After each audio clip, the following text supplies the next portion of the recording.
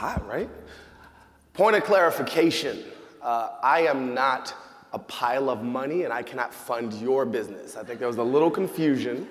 I'd love to hear your story and your idea. I can't get you funded. I want to tell the story of a good friend of mine. He's got 4 legs and a cute little nose. His name is Food Loaf. A lot of people don't respect him, but he's resilient, he's resourceful. Can we give it up for Shaka one more time, please? Can we do that? I think I want to extend the story a little bit in a different direction, but on some of the same themes. And I want to talk about community and family and humor within that through one story in particular. But this is a shot of my family as I graduated from middle school in Washington, D.C. That's my older sister. We're back to back doing it. She is in Lansing, Michigan, runs a donation-based yoga studio called Just Be Yoga, a donation-based yoga studio in the hood in Lansing. She used to be a journalist, 20 years, lets you know how well the newspaper business is doing when someone goes to teach free yoga in the hood. That's my mother in the center where mothers belong, no longer with us physically, but certainly in spirit. My mother used to say wonderful phrases to us all the time, things like always question authority, except when it came to her. A little inconsistent, but very much loved. This, in fact, is one of the greatest moments of my life, college graduation from Harvard University. My mother embraced me with this forceful hug and said, "We did it." We did it. She wasn't in the lab with me, but we did. And she meant, I think, well more than just the 2 of us or the 3 of us. She meant the community that helped all of us get there. She meant the people who came before. This was a we that had transcended both space and time. It was a collective celebration captured in one frame by my sister's very capable hands in that very special moment. So community has been important in that very specific sense. It's also been important in a storytelling sense. I wrote this book called How to Be Black. It's been quite effective, at least the way I've talked about it to people. And it's moved, right? It's been very good. And a book, in some ways, is this locked broadcast object, but that's not how I think about things. I think about a lot of collective in even the notion of putting this together, and there's been a lot of collective reaction to and embrace of the book, a lot of visual experiences that have sort of popped up all over the internet. And it goes beyond just people, right? It's a multi-species engagement, and it goes beyond even our own world.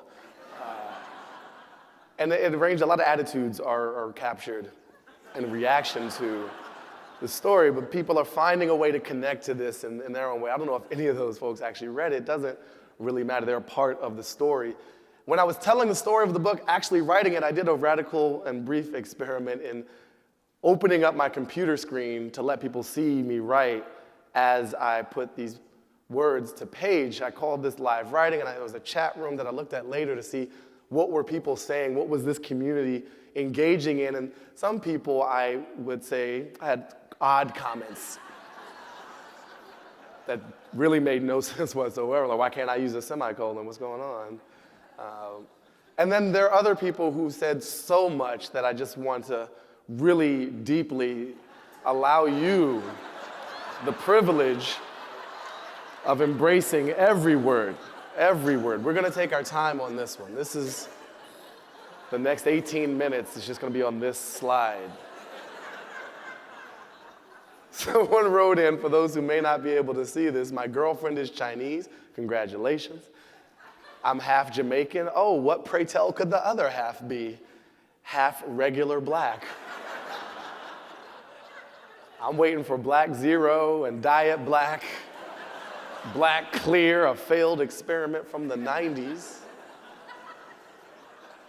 I think our kids might end up Dominican or something.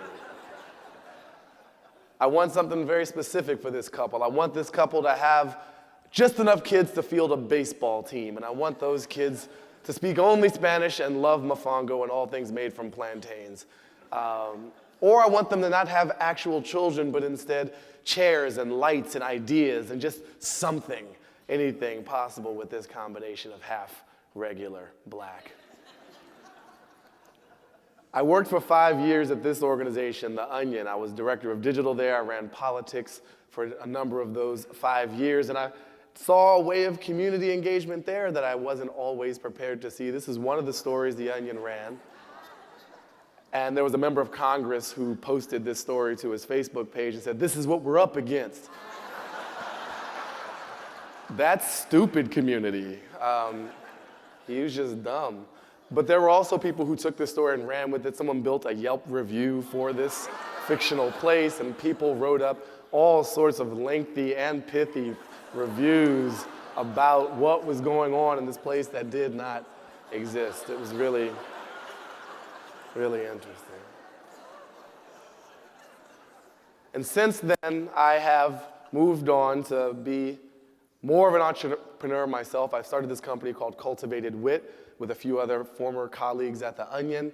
We are combining humor and technology and storytelling and creativity to make the world a more fun place. And we do that a lot with physical gatherings. I really want to tell you about the value of bringing people together around complex notions like whiskey and Friday, and bringing those two great ideas finally together. We do these very unorganized, no agenda meetups of people drinking whiskey on Friday, and it's amazing. People can't not like that. If you don't like that, you're an asshole. That's kind of how it works. There's nothing, you don't even have to drink the whiskey. You gotta love Friday, you just gotta. And we do this event, it's called a Comedy Hack Day. It's a hackathon where we had developers and comedians to build funny apps. I wanna show you a very quick glimpse into what this actually means in a physical setting. This is the second time in the history of planet Earth that this type of event has been put on so far as we know.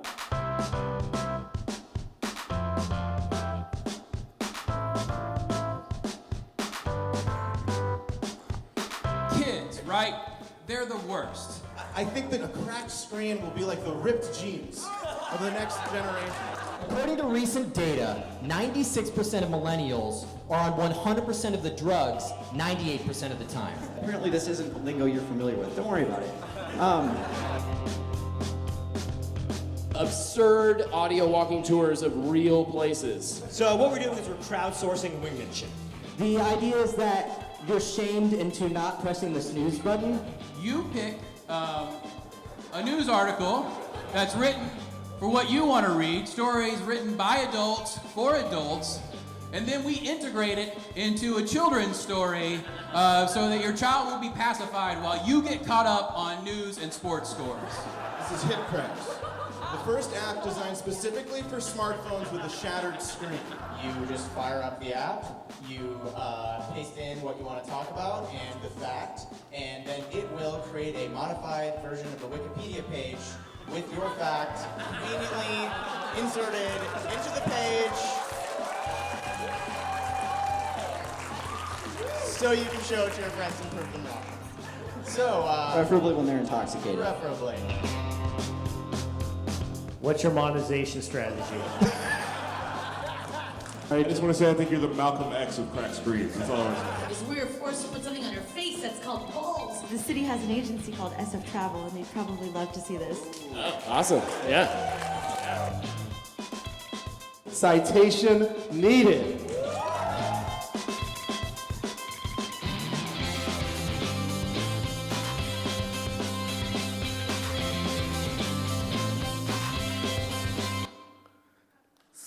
So that happened. And that's all preamble. The point was pulling people physically together in a space and letting them get creative in the ways that they knew how, and some ways they did know how, until they were put to the test. I put myself to very strange tests sometimes. I love going outside in the snow. I've been a big fan of weather for a long time, can't live without it. And 2 years ago, various coasts within this country experienced a lot of snow. We had names for it. We called it Snowpocalypse. We called it Snowmageddon. I was very excited to call it Snowtorious because it was a notorious amount of snow. And I would walk out during or after these blizzards to try to see what was up. Who was out? Was anybody out there? This is a shot I took in Brooklyn. These would turn into pub crawls. I would end up helping people push their cars out of the street. In one experiment in New York, I rented a zip car and I just gave people free rides in my notorious car service, I called it, to try to connect with folks in some weird and interesting way around this constrained environment. This was a group of pedestrians laughing at a driver. I thought that was really cruel, but also a really wonderful moment for those of us with feet that like to use them. So I came to Chicago. I used to come to Chicago all the time for these big onion meetings. We have roughly once a quarter, and I knew that the blizzard was coming this way, and I packed all my notorious gear. I had the boots, I had the Gore-Tex, and I was ready for whatever this city had to offer. I've been training in New York, but Chicago's gonna be a whole nother type of notorious Olympics.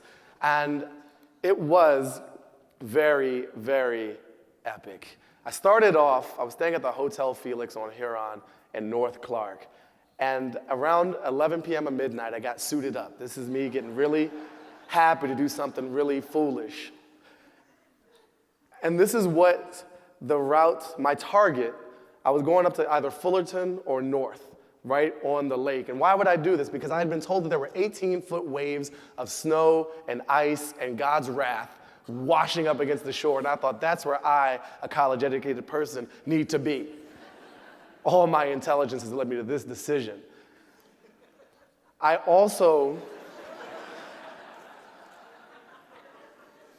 had an emotional reason to go out and do this. I had lost a friend to suicide in roughly this neighborhood a few months prior to this, and that was where he chose to end his life. And some part of me wanted to be where he last was alive and somehow physically connect with that. So the front door of the hotel looked like this as I left, and I willingly waded into this scene. I headed north on Clark and found a beautiful, desolate landscape. Really no one else was out except a few emergency vehicles, and found my first stuck vehicle. There was a guy with a truck, and he had one shovel, and he was digging himself out, and it wasn't working well enough. I saw a CVS across the street. I went to that CVS. I took a picture of my frozen face first, because you got to do that, and then I bought a shovel, and I helped finish digging him out. Now I had a mission. I'm one man, one shovel. Let's do this.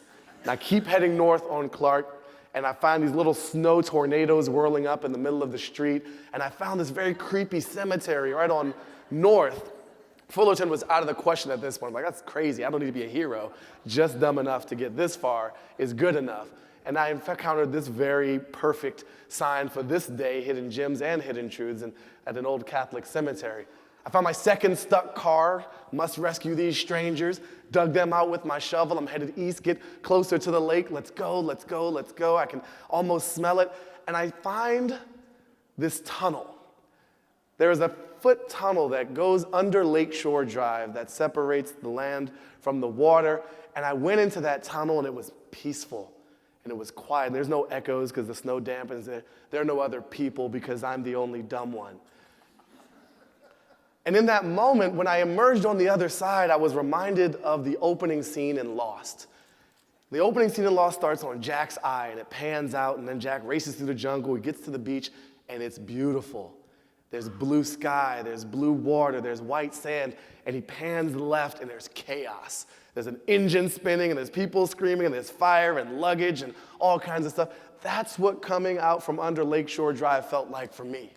I looked out and I saw pitch black and the black water and white snow, and I started climbing the hill, and there's an emergency medical technician asking, who needs help? And there's people looking for water, and there's tires spinning in the snow, and this is what it looked like southbound at about 1 a.m.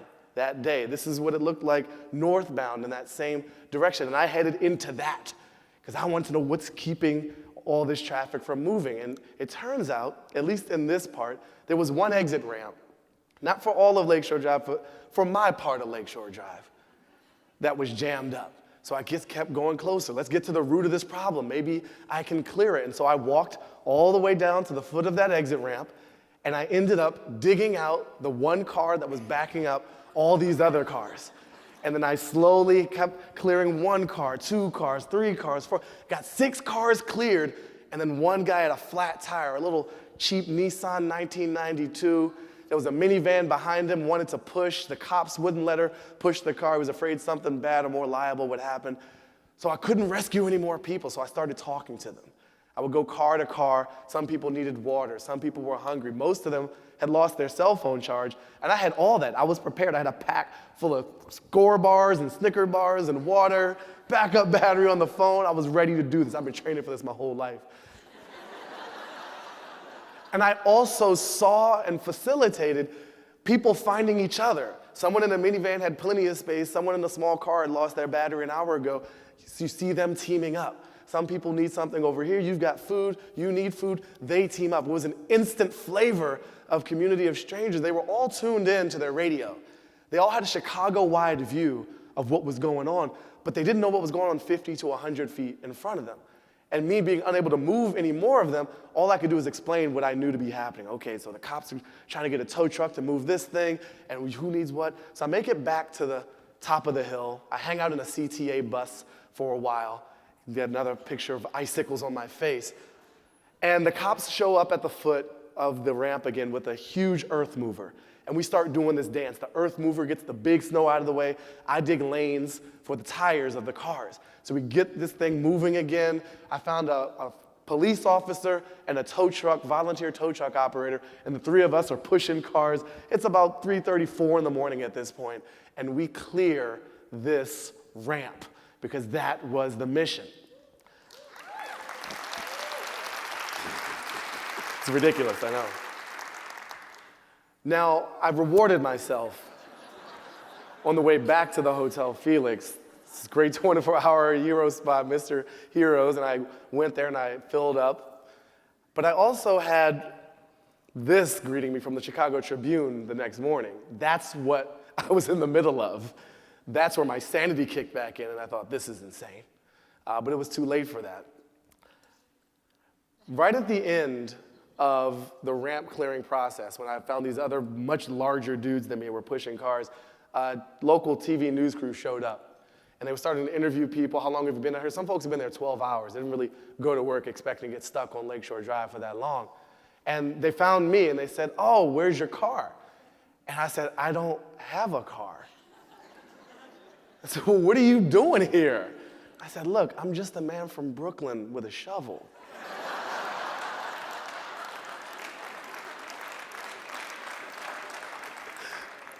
And I felt this kinship with Chicago for very strange reasons, and I've thought about what that experiment was. For me, it was certainly free exercise, no gym membership required, but it was also a lesson in seeking out the absurd and finding insanity within insanity, but also beauty, joy, love, sharing that wasn't necessarily what I set out to find.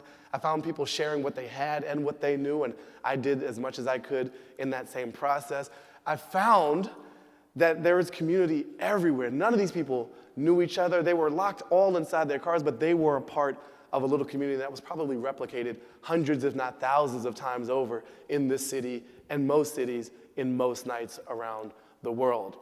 Also learn to always carry a shovel, because you never know. And I think the biggest lesson that I would want you to take away from all of this is that in the future, we're all Dominican. Thank you very much. Thank you, TEDx.